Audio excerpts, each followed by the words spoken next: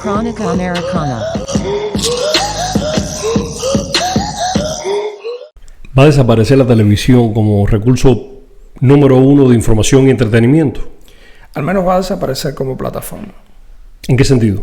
Se va a terminar convirtiendo en una plataforma que es menos corporativa. Se va a dejar de considerar un lugar. Es decir, en este momento la gente va a un lugar y graba la televisión. Muchas estaciones de televisión están descentralizando sus estudios. Y muchas veces descubre que grandes estaciones terminan teniendo estudios en diferentes lugares conectados por internet, etc. Pero un fenómeno que está ocurriendo es que muchos usuarios, que es al final lo que importa, muchos clientes de la televisión se están pasando a esquemas que son menos dependientes de los conglomerados industriales, ¿no? O sea, simplemente siguen a personas. Recientemente Joe Rogan, que es uno de los podcasters más importantes aquí, vendió su programa a Spotify por $100 millones. Y curiosamente, ni siquiera tuvo que quitar sus programas que estaban en YouTube. Es decir, los puede seguir viendo. O sea que, de alguna manera, este contrato de $100 millones, lo único que hizo fue convertir a Spotify en su fuente primaria, al menos en términos de podcast. Vamos a poner a la gente al corriente de quién es Joe Rogan, de dónde sale, qué es lo que hace. Joe Rogan fue un boxeador especialista en artes marciales mixtas. MMA, exacto, de estas, que la gente se mata a golpe dentro de una jaula. Después, cuando se dio cuenta de que podía tener problemas neurológicos, se convirtió en comediante. Que yo no lo sabía. Se convirtió en presentador de estos shows de peleas. De ahí es donde yo conozco a Joe Rogan, Moral. Ok. Y termina convirtiéndose en simplemente un podcaster. Un podcaster que transmite desde su casa, Moral. Bueno, inició transmitiendo prácticamente, o sea, desde un estudio en su casa. Después tenía su propio estudio, pero no sé si has visto... Bueno, obviamente has visto su estudio. Sí. Su estudio es un lugar, vamos a decir, muy primitivo. De hecho, ahora, si ves el lugar desde el que transmite después de los $100 millones, yo creo que es un van, o sea, una caravana. Un RV. Un RV, o sea, de estos lugares donde uno vive con ruedas, o sea, un lugar con ruedas, no sé cómo. Sí, un motorhome. Una casa móvil. Exactamente, una casa móvil, exactamente. Disculpa. Ok. Bueno, eso es lo que me llama la atención. Joe Rogan transmite desde su caveman, básicamente. Es el caveman de él. Allí está transmitiendo y tiene entrevistas con las personalidades más importantes del mundo hoy por hoy. Recientemente, él estuvo entrevistando a Elon Musk. Los vimos con el famoso comediante Sanders en una entrevista. Lo he visto con los principales presentadores de shows de televisión. Los shows de televisión ruegan a Joe Rogan que los entreviste en su podcast. ¿Qué está pasando? Esto está produciendo una inmensa cantidad de gente mudándose de la televisión, tal y como la conocemos, a poner YouTube y ver este tipo de podcaster. Mira, hay una sensación general de que cuando ves televisión, estás viendo al establishment. Muchas veces hay programas de televisión en cadenas principales donde muchos de los hosts son personas que tú te preguntas por qué están allí. Porque no son personas especialmente cultivadas, no son personas que te están aportando realmente mucho. Obviamente hay grandes hosts en la televisión, pero muchas veces son personas que vienen del mundo de la política. Muchas veces son personas que son parientes o de personalidades. Entonces terminan las personas teniendo la sensación de que llegaron allí porque conocen a alguien. O sea, obviamente forman parte del establishment. Alguien dijo recientemente una frase que resonó bastante conmigo, que dice que si no ves la televisión no estás informado, pero si la ves estás mal informado. Entonces, esta sensación que tiene todo el mundo de que si ves la televisión, la información que estás recibiendo es una información que está viciada, es una sensación que ya, más que sensación, es una certeza. Mire, yo no sé el caso tuyo. Yo veo la televisión y termino confundiéndome. Y recurro entonces a los podcasters o a YouTube a buscar la experiencia que tiene acerca de esa información. Y el otro tema es que muchas veces cuando ves la televisión te das cuenta de que hay un mensaje coordinado. Es decir, hay 2, 3 4 grandes estaciones de televisión en temas políticos, o sea, en temas... Y sabes qué mensaje te van a dar. O sea, si estás a la izquierda, saben que si el que gobierna es Donald Trump, el mundo se está acabando. Y si ves la derecha, pues entonces es viceversa. Entonces, esta sensación de falta de pluralidad, de mensaje ya predeterminado, donde tú sabes lo que te van a decir, carece de sentido. ¿Tú crees que hay una fatiga de la masa crítica, que son los espectadores, de sentarse delante de un televisor a consumir un noticiero de 30 minutos o un programa de análisis de noticias? Mira, en primer lugar, no tienes libertad de a qué hora ver el programa. Sí. O sea, nosotros transmitimos este programa a una hora determinada, pero tú lo puedes ver mañana. Lo puedes ver dentro de un mes incluso. Lo puedes ver dentro de 4 años. No pierde validez lo que tú grabas y lanzas en YouTube. En algunos casos sí, pero a veces la gana. Es decir, a veces determinadas entrevistas que se han hecho en un momento determinado o determinados temas que se han tocado en un punto determinado, después terminan teniendo relevancia. Ayer mismo dijimos de la posibilidad de inversión en empresas como Taiwan Semiconductor o Intel, que estaban en récord histórico, y mencionábamos que podían seguir subiendo a pesar de estar en récord histórico. Hoy las dos subieron un 5%. Exactamente. Cualquier persona que hubiese invertido ayer por la información que dimos hubiese aumentado en un 10% su capital. Es decir, a veces la información termina teniendo valor en el futuro. Cuando estamos valorando hablar de este tema, porque nos llama la atención, tú me decías, Tony, Discovery Channel presenta un canal, es un programa, ¿lo viste? Sí. ¿Desapareció? Claro. La única forma de regresar a ese canal es verlo a través de YouTube. Exactamente, y por eso muchas estaciones están moviendo su contenido también a plataformas de este tipo.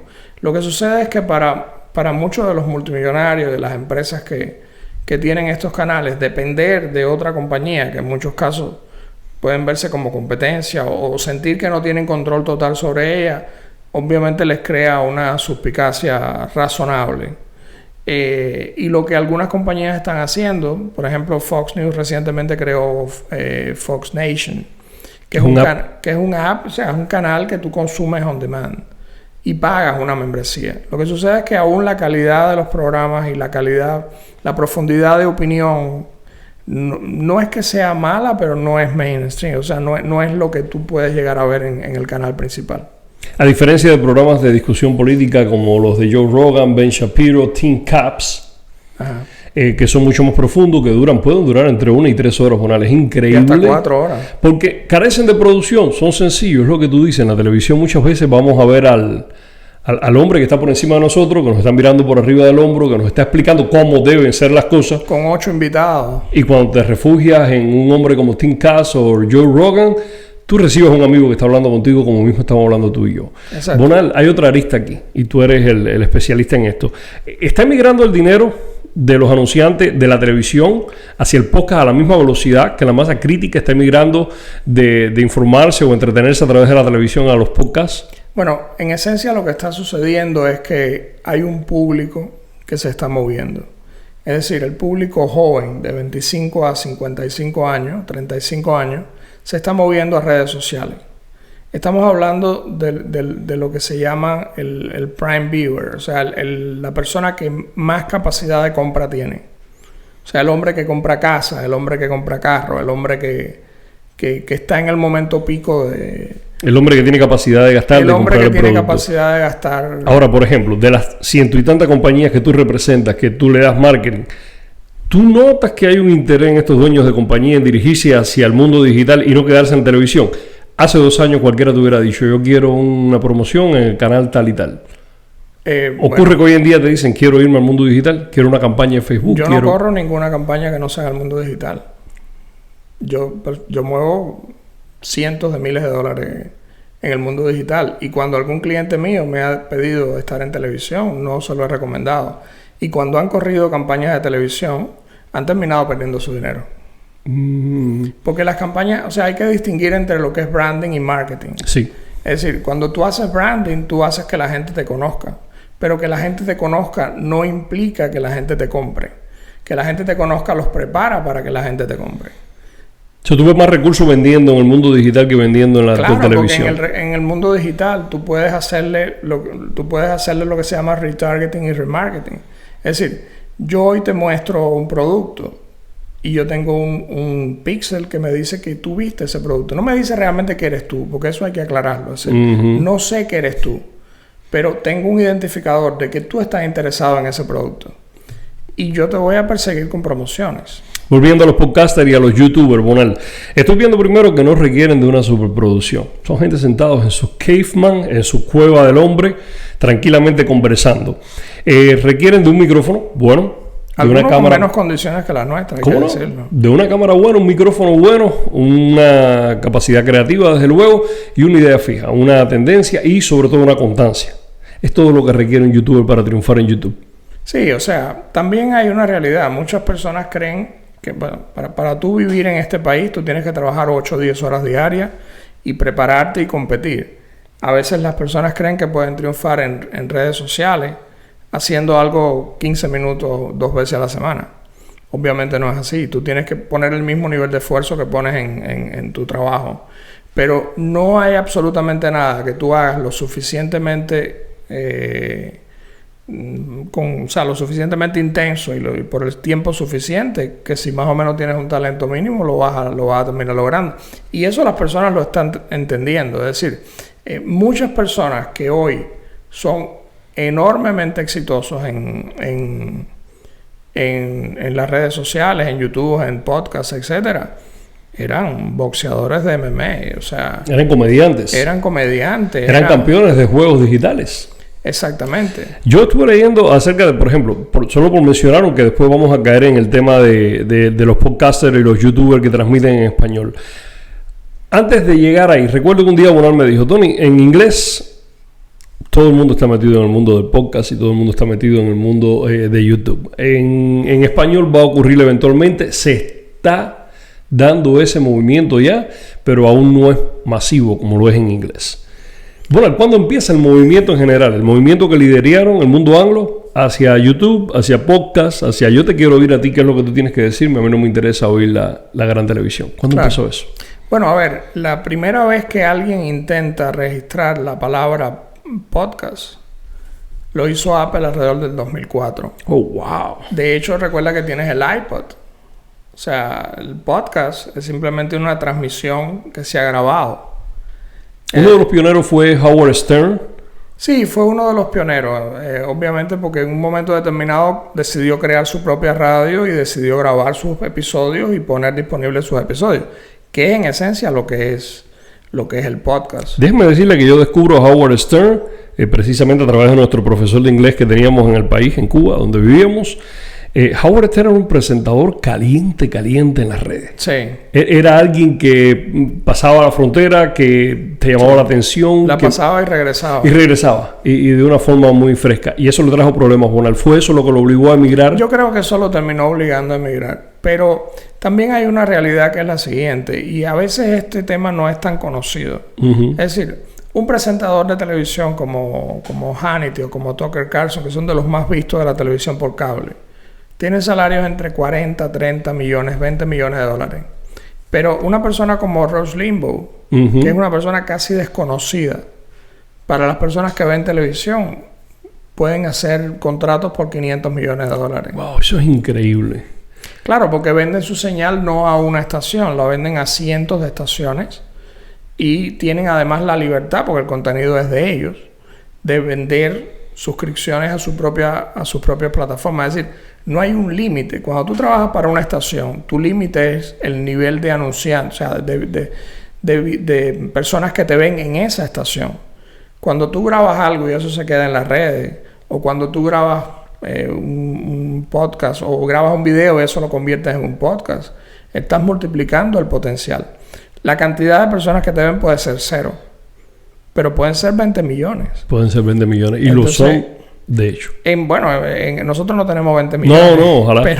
Pero muchas personas lo terminan teniendo. Cuando lo haces consistentemente puede suceder. Es decir, entras a una situación donde no hay piso, donde no tienes una garantía de nada, pero tampoco tienes techo. Y eso es lo interesante que le ofrece esto a todos los podcasters, a todos los youtubers. Bueno, yo estuve haciendo una tarea referente a la televisión. En Estados Unidos en el 2017 habían aproximadamente 1.761 cadenas de televisión transmitiendo. No fue su momento pico, tengo entendido que es en el 14 aproximadamente, pero sin embargo había 1.000 canales más que los que había en el 2000. Me dices que el movimiento comienza a partir del 2004-2005. Sí, o sea, en los últimos 5 o 10 años es que ha tomado fuerza, porque han empezado a aparecer una serie de investigaciones que muestran algo que es bien interesante. ¿Qué es? Por ejemplo, Pasteur Medical Center en un momento determinado fueron clientes míos. Yo trabajé en algunas partes digitales, que es una compañía que aquí tiene clínicas para adultos mayores. La mayor parte de las personas que ven los programas de televisión, de la televisión hispana, cubana en Miami, son adultos mayores. Entonces tiene sentido anunciarse en esa televisión. ¿Ok? Ahora, ¿qué sucede? El nivel de ingresos de los adultos mayores es bastante bajo. Comparado con la masa de 25 o 50. Con la masa de 25 a 50 años. Entonces, cuando tú ves las personas que ven televisión abierta, sus ingresos medios tienden a ser del sector más bajo. Es decir, estamos hablando técnicamente con los números en la mano, ¿ok? Es decir, las personas que ven televisión abierta, televisión gratuita, tienen bajo nivel de ingresos como media. No quiere decir que un millonario no las pueda ver. Entonces, obviamente, eso atrae a un nivel de anunciantes particular. El nivel de ingresos en los Estados Unidos de las personas que escuchan podcasts tiene una media de $100,000. Wow. Es decir, por ejemplo, en YouTube es más bajo. Si yo hago un anuncio para YouTube, para correrlo en los Estados Unidos, estamos hablando de una media de $2 por cada 1,000 reproducciones que tenga este video. Como media, puede ser mucho más, pero como media es así. Nosotros iniciamos un podcast mañana, bueno, el que tenemos. Uh-huh. El anunciante que menos te paga $15 por cada 1,000 reproducciones.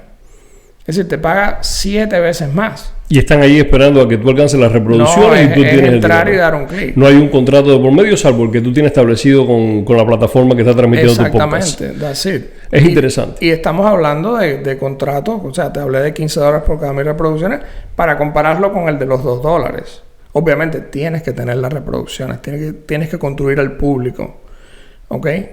Pero conozco personas que tienen $50 por cada 1,000 reproducciones y tienen 1,000,000 de reproducciones, ¿ok? Entonces, y por un episodio. Por un episodio, exactamente. ¿Entiendes? Entonces, cuando tienes ese nivel de potencial de ingresos, y estamos hablando de los anuncios de otras personas. Si tienes tu propio esquema, si tienes tu propio negocio, tu propio management, si vendes tu propio material, es ilimitado. Es ilimitado. Es ilimitado. Y yo estoy viendo desde el punto de vista de quienes acuden a unos u a otros, que Fox News, por ejemplo, tiene 1.6 millones de views, de viewers, de televidentes. En prime time tienen más de 5 millones de visualizaciones por programa. Ajá, y el averaje dice acá que es 1,6, según estuve viendo, y esto es un recurso de hace 3 días de Estatística.com.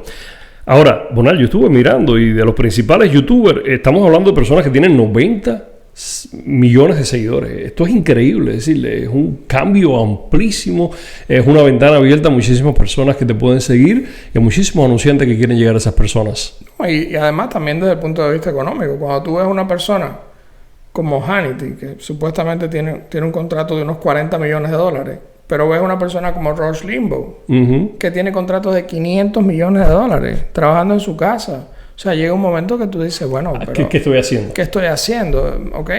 Y ya ocurrió en el mundo de inglés. Sí, lo que están haciendo muchas empresas, estaciones de televisión, es que están permitiendo que sus hosts trabajen de manera no exclusiva. Es decir, hacen el programa, pero a la misma vez tienen sus propios programas. Es decir, por ejemplo, Tucker Carlson, que es host de prime time de Fox News, es prácticamente, es el dueño de Daily Caller. Es decir, tiene su propio periódico.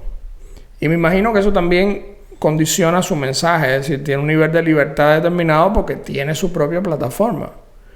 Y eso le garantiza tener la capacidad de hablar con libertad y de... Bueno, mencióname entre 3 y 5 podcasters en inglés de los más importantes. ¿Cuál es su estilo? ¿Cuál ha sido la llave del triunfo de ellos? Bueno, a ver, el líder sin duda es Joe Rogan. Oh, Joe Rogan. Joe Rogan, sí. El modelo de Rush Limbaugh es un poco más de syndicated radio, que se llama. Es decir, él graba su podcast, pero no lo transmite libremente. O sea, tú tienes que pagar. O sea, las estaciones de radio lo transmiten pagándole a él y tienes que pagarle en su website, que es bastante primitivo, por cierto, igual que su estudio, es todo bastante primitivo. No lo digo como algo negativo, lo digo como una muestra de que tampoco requieres de ese nivel de producción. Basta con que lo que digas sea interesante. Yo siempre te digo, a veces he cancelado la televisión porque yo necesito que la persona que esté delante de mí en el televisor y yo esté sentado mirándolo sea más inteligente que yo, diga algo más interesante que lo que yo pueda decir, porque si no, no tiene sentido. O sea, es que tú te sientes pasivamente a escuchar a alguien durante 30 minutos requiere que esa persona diga algo que tú no sepas, porque si no, carece realmente de sentido. Bueno, sin duda el mundo hispano va a seguir al mundo anglo en esto de mudarse de la televisión clásica para YouTube, para podcast. Va a haber personas mudándose, va a aumentar. Históricamente siempre ha sido así. Siempre ha sido así. Ha liderado el mundo anglo. Sí, particularmente los Estados Unidos. Siempre han liderado las tendencias. O sea, y está sucediendo, por ejemplo, en los Estados Unidos, en encuestas que se han hecho, unos 170 millones de norteamericanos han escuchado el término podcast. En el mundo hispano, ese porciento baja al 20 y tanto %. O sea, 170 personas, casi el 50% de la población americana y mucho más del 50% de la población adulta norteamericana. Entonces, es una tendencia que está en los Estados Unidos ya con cierto nivel de peso. Como te dije, se sabe estadísticamente que las personas que escuchan podcast o las personas que ven video, pero sobre todo las que escuchan podcast, tienen un nivel de ingreso superior, lo cual es señal de que son un target para los anunciantes mayor y son un potencial de ingreso para las personas que hacen los podcasts también mayor. En el mundo anglo, un podcast puede ser consumido por una persona mayor, por un joven, porque las personas a veces creen que, o en el mundo hispano creemos a veces que esto se trata de cosas de muchachos, y no lo es así. No, para nada. Hoy puedes ver en Instagram a una señora de 60 años enseñando cómo fue que se bailó el Charleston en los 1900 y tanto. Sí, claro. O sea, de hecho, por ejemplo, porque es algo que también a veces las personas no tienen en cuenta. Cuando Facebook surge como un directorio en una universidad. Es decir, Facebook era el directorio de la Universidad de Harvard. Explícame eso es interesante. Es decir, cuando surge Facebook se inicia con la idea de calificar a las muchachas de la universidad si eran más bonitas o menos bonitas. Entonces simplemente era como un match.com. Es decir, era como un lugar donde tú simplemente le dabas un rating a las personas y se iban conociendo a las personas. Y ha terminado en el gigante monopolio que es hoy. Lo mismo está ocurriendo, por ejemplo, con TikTok. Comenzó siendo un lugar donde la gente hace bailes, hace cosas graciosas. Y hoy por hoy tengo clientes más pequeños que están haciendo $500,000 diarios a través de TikTok. Haciendo promoción a través de TikTok. Sí, haciendo ventas, haciendo promoción a través de TikTok. Porque hay una población allí que tiene dinero. Hay un grupo de gente que tiene dinero y está dispuesta a gastarla. Y es más fresca, o sea, es más activa. Bueno, vamos a ver cómo ha sido la evolución en el mundo en español del podcast y del YouTube. Bueno, a ver, en el caso del podcast, obviamente hay algunos podcasts importantes en español. No son tan conocidos, no son tú sabes, muchas veces son de empresas o de cadenas de televisión que tienen una presencia también en el podcast porque se dan cuenta de que hay un camino aquí, pero es creciente. O sea, en el mundo, por ejemplo, del análisis político, del análisis de la información, prácticamente no hay, al menos con un peso, con una profundidad. Pero eso significa también que hay una oportunidad. O sea, es como el huevo o la gallina. Te dice, bueno, no hay oyentes. Bueno, pero ¿han habido grandes hits en español? ¿Personas que se han pegado? No te podría decir nombres ahora mismo, pero sí hay varias cadenas. O sea, hay varios canales, sobre todo canales de canales, ¿ves? O sea, Univision mismo tiene, por ejemplo, podcast. Pero si me viene a la cabeza, o sea, ahora mismo no me viene ninguna persona a la cabeza como un podcaster en español importante. Hay un muchacho español que se llama Víctor Abarca, que tiene un podcast bastante interesante. ¿Tú sigues un canal deportivo a través de podcast o de YouTube? Sí, algunos deportivos. Sí, en YouTube sí conozco muchos más. Pero en podcast realmente hay un progreso que es un poco más lento, pero terminará llegando. Es decir, lo que ocurre en los Estados Unidos termina ocurriendo también en todas partes. Háblame de YouTube y el mundo hispano. Bueno, en el mundo hispano sí hay un nivel de presencia importante. Algunos de los youtubers más vistos del mundo son hispanos, pero el nivel de ingresos que obtienen es relativamente bajo comparado con el mundo anglo. En gran medida quizás porque no se ha sabido gestionar, porque a veces las personas creen que ser conocidos implica ganar dinero. No es así. Yo conozco personas muy conocidas que no ganan suficiente dinero, porque es lo que te decía, una cosa es el branding y otra cosa es el marketing. O sea, con el branding tú haces que la gente sepa quién eres, pero después tienes que tener algo para vender. Y tienes que tener algo para vender que la gente quiera comprar. A mí como consumidor me pasa una cosa, Donald. Yo en español veo youtubers, básicamente guías de viaje. Es lo que más me llama la atención. No así en el mundo político. Es decir, en el análisis político, cuando los he visto, Donald, me han parecido demasiado político. Sin tanto análisis y más una posición ya predeterminada. ¿Te sucede eso a ti o has profundizado y has encontrado opiniones importantes, voces políticas importantes o voces, I don't know, que transmitan historia, que transmitan... Sí, o sea, hay algunos canales, que son más promocionales, quizás Visual Politics o algunos canales que en español, sí hay una variante que es bastante interesante, te da bastante información. Y curiosamente las personas que lo han creado son personas que vienen del mundo político. Es decir, uno de los creadores de Visual Politics en español fue asesor del primer ministro Mariano Rajoy en España, ¿no? Entonces tú te das cuenta de que hay un movimiento de los sectores tradicionales a los sectores más independientes, ¿no? O sea, de YouTube, podcast, etcétera, etcétera. Pero aún no es todo lo sólido que es en inglés. Es decir, hay una oportunidad importante allí. Yo veo sobre todo movimiento en México, en Argentina, en España. Sí. Disfruto mucho viendo a Luisito Comunica. Sí, ahora creo que se ha diluido un poco, pero sí. De verdad. Sí. Hace rato no lo sigo. El Coreano Blog es un blog interesante, muy, muy doméstico, muy pequeño, muy sí, ahora, de su realidad. Ahora ha creado un esquema en el que vende casa. O sea, obviamente él conoce muy bien cómo sacar dinero de su... Tiene una visión empresarial. Sí, sin duda. Acuérdate bien, o sea, viene de Corea del Sur, que es un país top en términos empresariales y de marketing, etcétera, y sin duda, o sea, se está metiendo en nichos. Primero se hizo conocido en un nicho muy amplio y ahora se ha ido metiendo en un nicho en el que las cosas que presenta valen millones de dólares. Y cuando vendes ganas una comisión por eso. O sea, ha seguido un patrón desde el punto de vista de marketing bien marcado. Es decir, es un embudo prácticamente lo que está haciendo. Y eso de lo que te hablas de la posibilidad que te ofrece YouTube, que te ofrece un podcast, son ilimitados. Yo creo que es una ganancia que tiene este tipo de formato en referencia a la televisión. Bueno, por ejemplo, la televisión escoge un minuto y te habla de cómo hacer el jardín. Pero es un minuto porque es un programa de entretenimiento, una revista de variedades. Sin embargo, vas a YouTube, vas a podcast y escuchas un programa de 40 minutos donde el hombre te enseña cómo crear el deck en el patio de tu casa o cómo vas a hacer el huerto donde vas a sembrar tus hortalizas. Es la diferencia. Es más abierto. Usted escoge el tema, usted decide cómo quiere dirigirse a su audiencia y hace dinero. Por ejemplo, uno de los shows mejor pagados de podcast es el de Dave Ramsey Show. No sé si recuerdas, Dave Ramsey creó hace unos años un libro en el que te enseñaba a liberarte de tus deudas, a ahorrar, a crear fondos para casos de emergencia. Ahora mismo no me viene a la cabeza el nombre del libro. O sea, te enseña a vivir con poco y y a lograr estabilizar tu vida financiera. Bueno, ahorita recuerdo el nombre.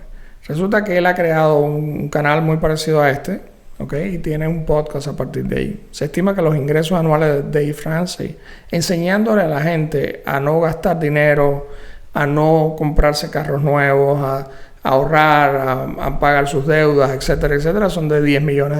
¡Wow! Eso es impresionante. Sin contar las ventas de su libro.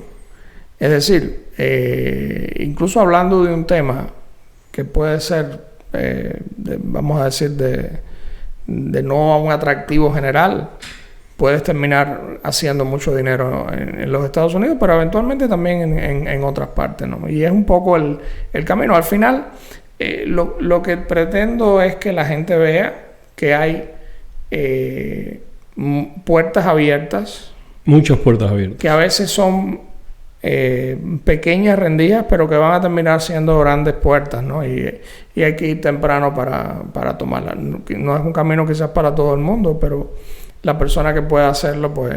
Y tiene el encanto de lograr un engagement con el que lo está viendo a uno. Tiene el encanto de motivar a la persona que te está viendo a exponer su punto de vista, a dar su opinión o su experiencia. Y a conectar con las personas. Es decir, hoy ¿cuántas personas me han llamado? Exactamente. O sea, ¿cuántas personas me han comentado? ¿Cuántas personas me han incluso hablado de sus proyectos futuros? Y te voy a mencionar algo porque estamos entre tú y yo. Muchas veces yo veo llamadas que tú recibes que son netamente de negocio, que es lo que tú haces todos los días. Hoy te estaban llamando y te estaban preguntando de temas que hemos tratado aquí en el programa. Sí. Y eso me llamó la atención. Claro, sí, no. Y me han llamado para preguntarme de crear sus canales y en fin, o sea... Te conecta con la gente. A veces crees que tú estás solo en la casa filmando y no es así. Es decir, al final te crea una plataforma por la que también eres conocido. ¿Qué le pasa a muchas personas cuando salen de la universidad o cuando trabajan de manera independiente? Que se aíslan. Esto te crea una plataforma para no estar aislado, para tener una comunidad que es tan real como cualquier otra comunidad. Yo quiero decir que esto que estamos haciendo nosotros ahora mismo no es algo que nosotros premeditamos. Sencillamente, diariamente tenemos conversaciones por teléfono. Bueno, tú puedes decir que no lo premeditaste. Yo llevo años detrás de ti para hacerlo. Yo sé que sí. Pero es una conversación que nosotros tenemos a diario, Bonal. Yo salgo del carro, voy a hacer un trabajo de los míos y conversamos por media hora. Sí. Y un día decidimos, ¿por qué no estas conversaciones las hacemos frente a un micrófono? Las grabamos y las ponemos. Tú llevas años detrás de mí para hacerlo.